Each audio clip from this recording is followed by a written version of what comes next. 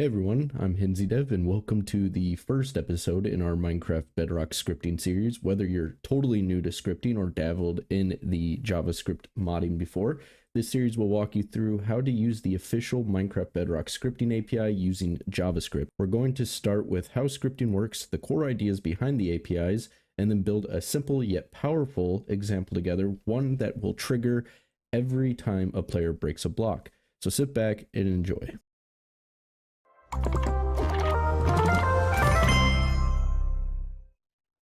Alright, before we begin, I wanted to discuss something that I use. Currently I use Bridge, which kind of allows you to make packs pretty much at an ease. A lot of people will say to use VS Code. You can, but I don't really prefer it. I mean, I dabble in both, don't get me wrong, but Bridge is just pretty easy. So you're going to start out with kind of a screen like this when it'll just say choose a project. Just make sure these are active and these tabs are blue. Go to your experimental gameplay and you're just going to click on all of these. You really only need beta APIs, but I try to keep all these just in case, you never know. Pack icon, you can just add your own image, your project name. So what we'll do is just kind of like a tut pack. And then we can add our description here, so we can just name it like HenzyDev tut. And then this is just your pack author, so people that actually look into all your stuff, it'll just say there. So this is the prefix. It's going to be similar to like Minecraft, how Minecraft's prefix is like this, and then it'd be like diamond. So our prefix, we could have it just be Henzy diamond. So it's like that. That's how you type out our items. So we're just going to have it set to Henzy. You could have capital, you don't need it. It is what it is. Make sure you add your pack name and description directly into the manifest. And then we can target, normally I drop down unless 1.21.100 is like the for sure version we're working on. But we are actually going to work on 1.21.90 and we're going to hit create right now. Something we have to go over real quick when beginning a pack while it's loading here is looking at our manifest. That is like the first thing you should actually look into when starting your pack, just so you can get up to date. So while this is loading, let's open up Minecraft real quick and kind of take a look at if our pack has generated yet or not. So we can go here. Let's just remove the ease of building real quick that I've been currently working on. We can also remove actions and stuff. I'm not too interested in keeping that pack on. And we should have the tut pack right here, and then as you can see, it's gonna have our description. We can hit active and then add the pack, and for some reason it did not add. Let's add this, add the pack anyway. There we go. And if we look in our behaviors, make sure it is active. Sometimes it won't be active. Go into your experiments and make sure all your add-on creators are on in your experiment, and we can hit create or play. So what we're going to be seeing here in our content log currently is a couple errors that we have. So we're going to have it requesting Minecraft/server 1.0.0 beta, which is what we are currently trying to call for. And right now our current beta inside of Minecraft is the 2.1.0 beta, and then it gives you a list of versions here. We also have the server UI, which is also calling for 1.0.0 beta, but it needs to run and operate at a 2.0 or 2.1.0 beta, or we could run a 3.0.0 alpha. Now, I tend to stick with the alphas or the beta. I typically do because it's more stable in my mind. So all you have to do is go into your manifest, go down to your dependencies, and where it says Minecraft/server, all you have to do is update that to the 1.2 or 2.1 beta, and just hit Control S. And what we can do is actually clear all that and then do a reload all. And what this will do is simply remove any errors that we have. Now we are going to get this error right here, the main.js could not load, and that's simply because in our scripts here we have no scripts. So we are going to make a script in this video, but I do want to go briefly over the API. So let's switch over to the API and give a little discussion about that. With that being said, the Minecraft script API lets us use JavaScript and TypeScript to interact with the game. You don't need to learn C# or anything with mod loaders, which is really nice because this entire deal, the API, is driven around event architecture. This means we don't tell the game what to do all the time. Instead, the game will kind of talk and communicate with us. So when something happens, like a block being broken, it will let it know and can kind of be handled. So if you break a grass block to be given stacks of diamonds, you can do that. But to say that you want to type on the J key on your keyboard to have an event happen, you can't do that. However, there's workarounds like crouching, sprinting, or in the air. So you can say if the player is crouching, then you can have some sort of event activate from that. So let's get into our first actual script. Right, so the idea for this script is we want to make it so it says in our content log in here, a player has broken a block at XYZ coordinate in the block ID. So let's get a look real quick at what we're going to be looking for. So in our script, what every developer does, and I can promise you this. So we'll move this here. This is documentation of world after event. So all we have to do to find this is just search world after and then world after events. Click on the bottom one because that'll bring you to the newest version. And what we'll open is this. We kind of have our index here, but what we can look for is all of this. This is what you're mostly going to use when like item use. So that's when you right click on like a compass or anything, you can open like an action form UI or something more complex. But since we are going to be doing a very simple script, all we need to do is find the player break block. And what it's going to do for us right here is give us a example script of how to kind of do this.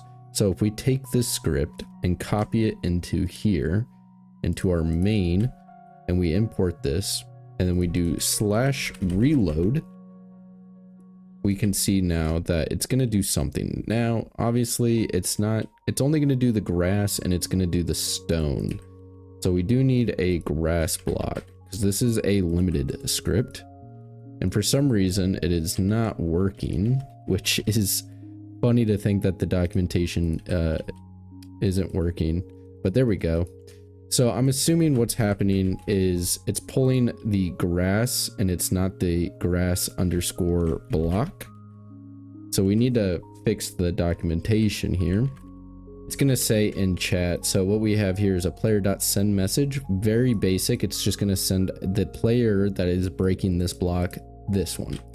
But what we are going to do is make our own script and put it into the content log. It's going to work for all the blocks. It's not even going to need to type out individual IDs. And how we're going to do this first with any script is a import. And what we have to import is world like before. And then what we have to do is a from and then a quote at Minecraft/server. And then we're going to have that continue on from there. So we're doing a world after event, so we have to type that out, and what we'll have to do for this is world dot after events dot player break block and do a subscribe and then a event and then continue on through here. And now we have a loop. So what we have to do is make a construct. And what we'll do is block equals event.block and continue that on. And we'll do another construct and we'll do player. So we're grabbing the player and we'll use this as the event.player. Cool. And now we have to get the XYZ of the block location here. So we have to also do another construct. So let's just do that and then do in the brackets a X, a Y, and a Z. We can do a block dot location and we can finish that off there. And basically now that we have all of this, it is currently constructing the block. So it's taking the block ID off of every block. It is going to go to the player. So it's going to do the XYZ coordinate. So we just constructed a list there. And now what we can do is do a console.warn. And then we can put this in here. And now this is what it's going to say to the player. So let's just say log, and we can do the player dot name, and this is basically pulling from here. It's just going to be the player name of the player that broke the block. So then we can say broke, and then we have to pull the block ID. So block dot type ID, and then we can finish this off as well with the XYZ coordinate. So we have to pull that as well. So by doing so, we're just calling back to the list where it's all happening from, because this is like the brain, then this is what's getting outputted. So here's your input, and then here's your output. So what we can do now is do the X, the Y, and then also the Z, like so. And then we can close this off like so. I think I've done this wrong actually, looking at it. I think we have one too many. Yeah, okay. And then we just got to continue the script on. So let's add our endpoints. And I think that should be all right. Now, I've only been doing this for like 3 years, so I'm not going to be like the best at this. When they're pulled right, they're going to be white. And obviously you can see that it's getting the sort of block IDs back toward the player here. So as you can see, you can see where it's getting pulled from the list here. So now with that, it should work better. And now you can see it's breaking air. So now we got to figure out why it's breaking air, and I can tell you exactly why. So now we're pulling after event. So it's breaking, we're breaking the block, it's detecting its air, then the script is firing. So what we're going to have to do is do a before events. And we can hit reload. And now as you can see, it's going to say that we're breaking the orange wool at the X, Y, and Z coordinate. And this, again, awesome enough, will work on any block, and it will tell you exactly what it's breaking. Now, we can look further into the script, and instead of a console warn, we can do player dot message, send message, and hit reload, and then do a/reload.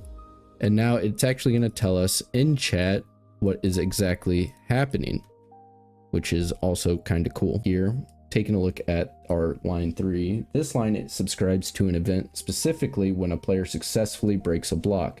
Now, we did have after event, and I went through why the after event would be a bad deal, because again, it's after the event, so we have broken the block. There's now an air block in its place, and it's going to say now we have broken an air block. Doing before, it's going to read what that block is before we break it, and then it's going to fire properly there.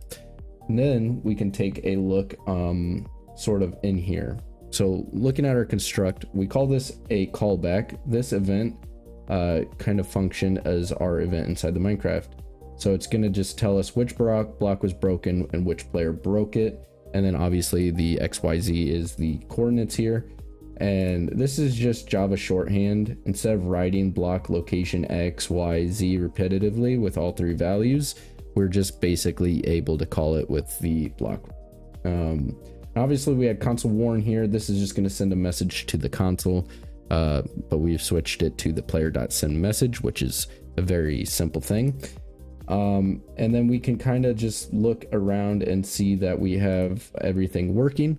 But say you want more than one script. Before we head out, I will kind of explain this. So let's copy our script and delete. So say you want multiple scripts. You can't put multiple scripts in the main.json. So let's create a folder here and name it dev. We can name this whatever you want, but in file, let's create a file called block.json. And let's hit Control S. And now we have a new script and our main is now empty. So let's hit reload. And as you can see, we have an error. Main.json cannot load. So there's no script in the main. Now when we break blocks, nothing happens. So what we have to do in our main is do a import and then put it in quotes, the folder name / the file. And there you go. Now, if we do /reload, you'll see that it's working again. So this is a way to make multiple scripts in one pack. I struggled with this when I first started coding because no one seemed to have like a real reason for this or like how to make this work when I first started. So I thought that'd be also kind of important in the first video. But hopefully you guys did enjoy this, and hopefully you guys want to see more. And if you do, again, leave a comment down below of something that you would like to be seen kind of coded into Minecraft, and I can try my best to explain it. But for now, I'll see you guys all in the next video.